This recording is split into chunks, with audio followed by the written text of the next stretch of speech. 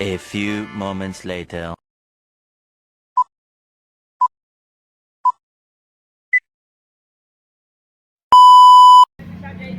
Bikin tugas, Om.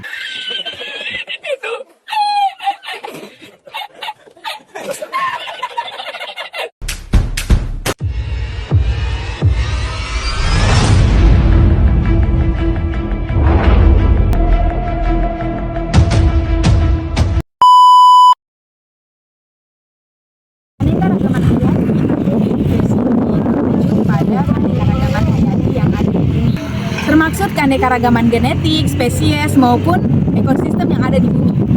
Nah, keanekaragaman sendiri menggambarkan jumlah atau variasi organisme yang hidup di dalamnya, termasuk hewan, tumbuhan, maupun mikroorganisme lainnya.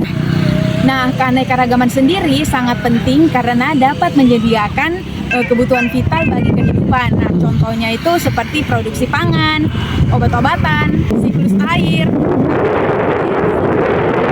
Namun, keanekaragaman hayati saat ini mengalami ancaman karena berbagai faktor, seperti hilangnya habitat alami, polusi, iklim, serta kegiatan pembangunan manusia yang tidak berkelanjutan.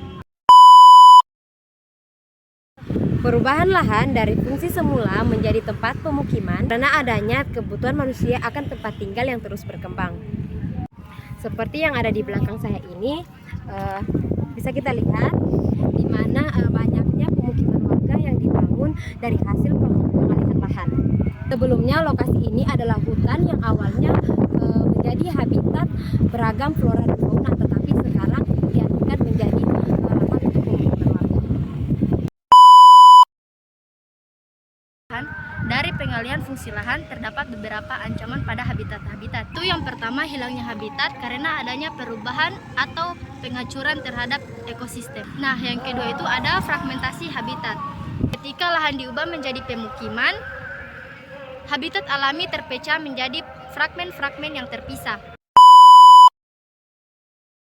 Lahan ini terdapat dampak sosial dan lingkungan yang diakibatkan dari pembangunan rumah subsidi. Yang pertama, dampak sosial, di mana bisa menimbulkan konflik antara masyarakat terhadap pengembang pemukiman. Masyarakat akan mengalami kesulitan dalam mencari mata pencaharian. Yang kedua, dampak lingkungan yang mengakibatkan kerusakan ekosistem dan penurunan kualitas lingkungan. Nah, ini akan mengakibatkan hilangnya kesuburan tanah yang menyebabkan sulitnya penghijauan kembali pada lokasi pemukiman.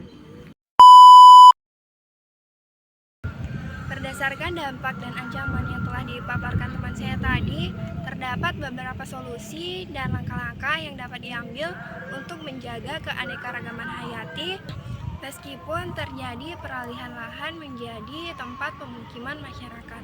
Yang pertama, kita perlu melakukan adanya pembangunan yang berkelanjutan. Contohnya, membuat desain yang ramah lingkungan. Dan yang kedua yaitu pengelolaan limbah yang efisien. Yang ketiga, memilih lokasi pemukiman yang tidak mengganggu ekosistem. Yang terakhir yaitu perlu adanya pembangunan ruang terbuka hijau seperti taman kota.